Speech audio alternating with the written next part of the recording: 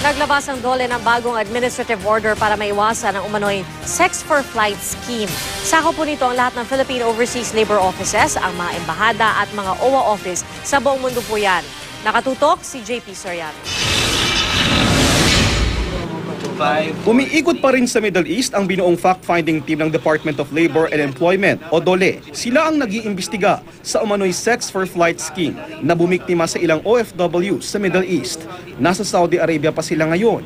Bukas, inaasahang pupunta sila sa Jordan para mangalap ng impormasyon. Bagamat di pa kompleto ang ginagawa nilang report, naglabas na si Labor Secretary Rosalinda Baldos ng mga bagong direktiba at patakaran sa mga bahay kalinga sa Middle East para raw maiwasan ang umano'y pangmumulestya sa mga Pilipino roon. Sa ilalim ng Administrative Order 262, bawal ang paglabas ng OFW sa mga bahay kalinga nang walang pahintulot ng labor attachés. Ipinagbabawal din sa labor attachés at opisyal ng polo na pagtrabahuhin ang problemadong OFWs.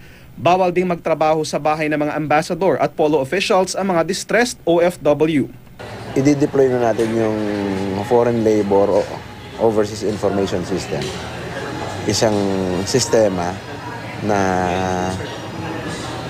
makakapagbigay sa atin ng 24/7 monitoring system, no? Financial transaction, repatriation. Mahigpit ding pinasisiguro ng DOLE na ang paghingi ng tulong para sa repatriation tickets ng sinumang OFW ay dapat aprobado ng mga otoridad. JP Soriano, Nakatutok, 24 Oras.